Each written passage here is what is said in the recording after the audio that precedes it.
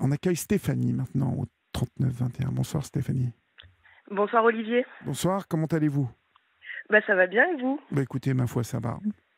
Nous sommes là. Je voudrais commencer en félicitant Frédéric pour son témoignage détaillé. Ça n'a pas dû être facile de se livrer autant sur son intimité. Du coup, je rebondis un peu sur l'anorexie qu'elle a évoquée pour rester dans la thématique des troubles alimentaires du comportement. Moi, je vais vous parler de surpoids et d'obésité. Oui, Parce que actuellement, je travaille en tant qu'éducatrice dans un centre médical, un SSR pédiatrique, où nous accueillons des jeunes entre 6 et 18 ans qui souffrent de surpoids et d'obésité. oui. Et depuis le 11 février exactement, nous avons appris par les gestionnaires de l'établissement la fermeture des oiseaux. Ça s'appelle les oiseaux, la JO Les Oiseaux à Saint-Lary-sur-Mer dans le Var. Et du coup, toute l'équipe, la Dream Team même, l'équipe des oiseaux s'est mobilisée pour essayer de trouver une alternative à cette fermeture parce que le besoin pour les jeunes, pour leurs familles est constant. Donc, on essaye de trouver des solutions pour pouvoir continuer et maintenir notre activité pour les jeunes. D'accord. Vous pouvez m'en dire un peu plus sur ce qui vous arrive? Pourquoi cette activité est-elle menacée? Alors, depuis une dizaine d'années, les oiseaux, donc l'établissement a été racheté par un gros groupe, Helena Santé, pour ne pas le citer. Donc, ça fait 10 ans qu'ils sont gestionnaires. Et donc, ce qui nous a été annoncé il y a un peu plus de 3 semaines, c'est que l'établissement n'était pas rentable. Donc, nous, on se pose la question, est-ce que la santé et l'avenir des jeunes doit être rentable? Pour nous, la question, évidemment, est non. Les jeunes ont un besoin, les familles ont besoin, ils comptent sur nous. Donc pour nous, la question de la rentabilité au niveau de notre activité ne se pose même pas. Surtout pour un groupe qui, malgré tout, a fait 520 millions d'euros de chiffre d'affaires l'an passé. Donc ils sont totalement en capacité de pouvoir nous soutenir dans notre activité au vu des besoins de la population. Et pourquoi veulent-ils arrêter comme ça?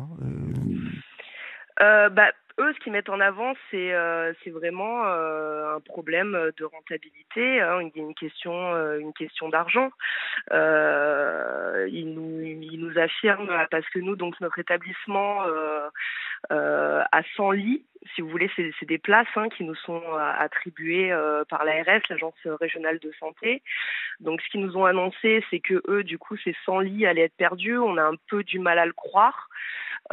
Qui s'asseyent comme ça sur 100 lits. Donc on ne sait pas, on ne sait pas trop quelle est la suite qui va être donnée à ça. Mais bon, on pense que on le saura tôt ou tard de ce qu'ils comptent faire de ça. Mais nous, ce qui nous importe vraiment, c'est qu'est-ce qui va pouvoir prendre le relais au niveau du suivi pour les jeunes et pour leurs familles. Nous, Bien c'est ça sûr, qui nous bien importe. sûr. Au-delà du fait que, nous, si l'établissement ferme, il y a quand même 80 personnes environ qui vont se retrouver au chômage ou qui vont être reclassées. Au-delà de ça, au-delà de la perte de notre emploi, il y a quand même des jeunes qui ont un réel besoin d'accompagnement et d'une prise en charge. Mhm. Donc nous là, notre combat depuis cette annonce, c'est vraiment d'essayer de trouver des solutions et une alternative à cette fermeture. D'accord. Quelle alternative alors? Parce que vous savez que nous traversons un moment qui est particulièrement compliqué.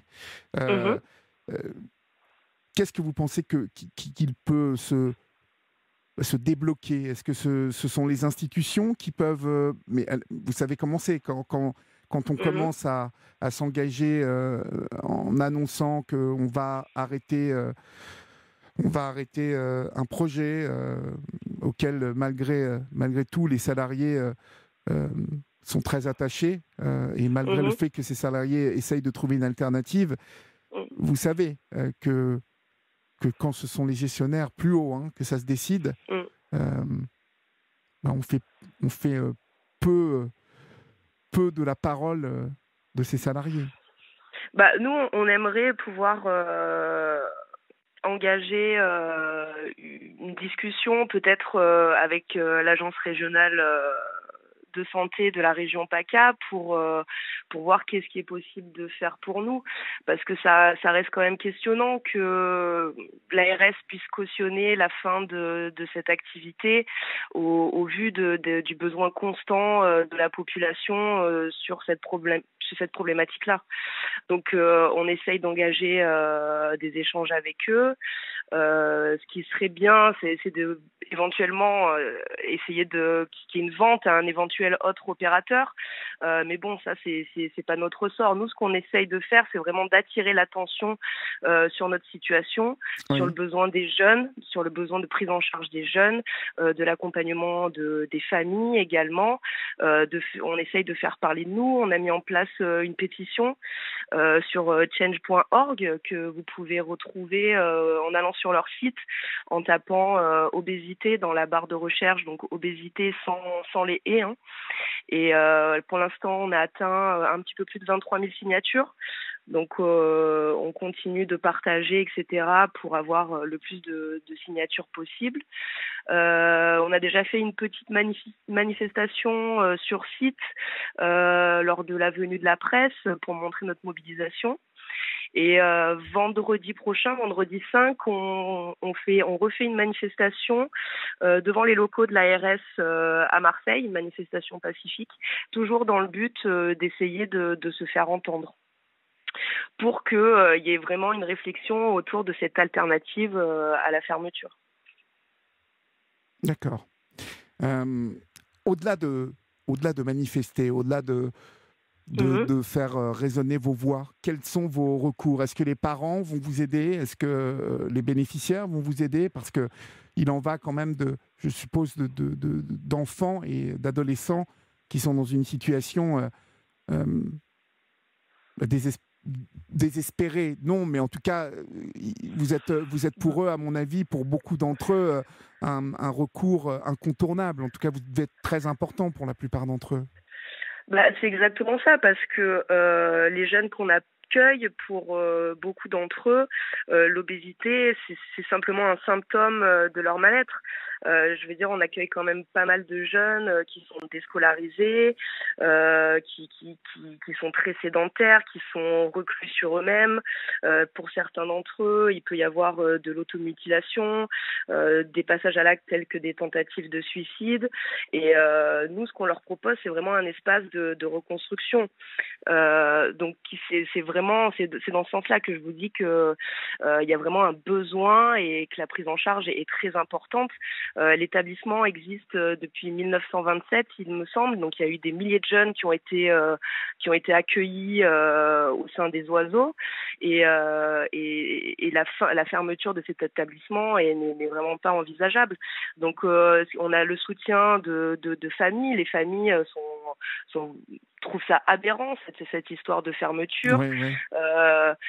Pour les auditeurs qui nous écoutent, s'ils veulent venir faire un tour sur nos réseaux sociaux, sur la page Facebook AJO les Oiseaux, ou le compte Instagram, pareil, AJO les Oiseaux tout attaché, on a des témoignages d'anciens patients qui expliquent comment ils ont pu se reconstruire après leur passage au sein de l'établissement.